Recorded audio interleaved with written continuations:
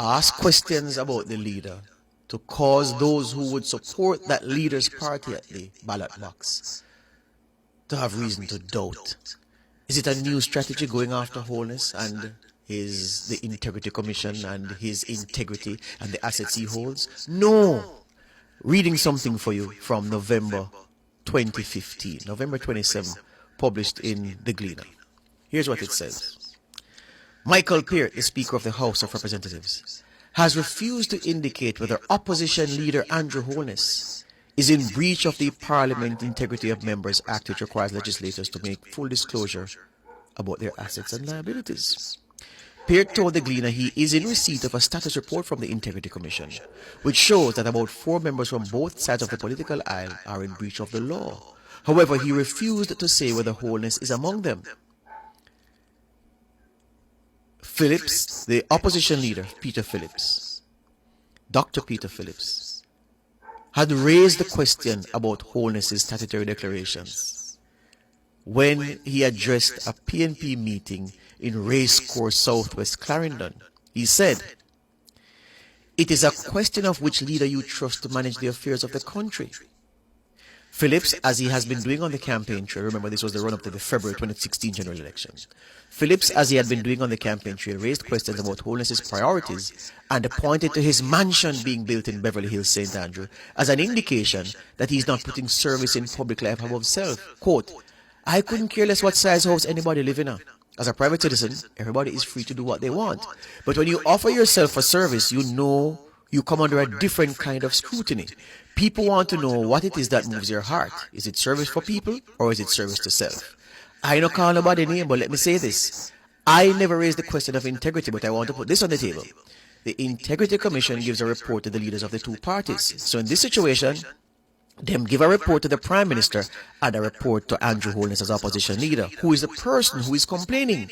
But he's in the position where he's receiving the report about himself. If he wants the whole country to know all the facts, then what he must do, like Prime Minister Patterson did one time, is publish all the facts so all the people of Jamaica can form the judgment for themselves. I have no concern if it's a man's heart to live in a house that is like a palace. It is of no concern to me.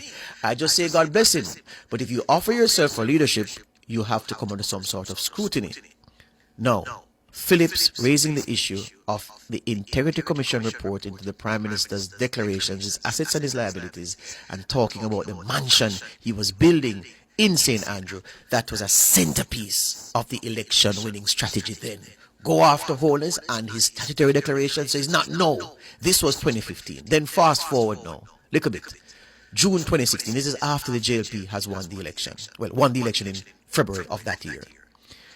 The article by The Gleaner says, Peter Phillips, the man who started calls for Andrew Holness to publicly release his finances, has suggested it is not enough that Holness has now done so to select media houses, saying he expected the documents to be tabled in Parliament to facilitate independent scrutiny.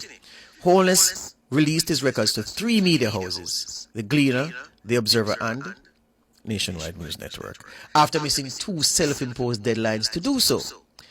Here's Dr. Phillips. I am presuming there's some public document that's going to be presented to the Parliament. That was my expectation, that there would be something the members of the public generally who have an interest in this would be able to see and form judgment as to the issues implied and raised. Phillips argues that there must be some independent verification of the financial records which show the Prime Minister having assets of approximately 152 million and liabilities of 34.4 million. Holness released 10 years worth of documents stretching back to 2007, which he said were filed with the Integrity Commission. Here's a killer question Phillips asked No Turner. Were they certified by the Integrity Commission? So I'm saying to you, this, and it's amazing how we have short memories. What Mark Golding and the PNP have done is not new, it's not original. In fact, they did it the last cycle and it come back again this cycle. They believe that the Prime Minister's assets and liabilities are his Achilles heels. They went after it unsuccessfully in 2016 because the JLP won the election. They're going after it again. They couldn't have gone 2020. That's what a different dynamic COVID situation, campaigning much different, you know. But they've come back with this again. Same strategy then, same strategy now. Causing the public to ask questions at the very least. And so, politically, Those who are aligned to the PNP are saying, well, look like the strategy can work this time. Those aligned with the JLP must be asking, so what is this party doing to protect the leader?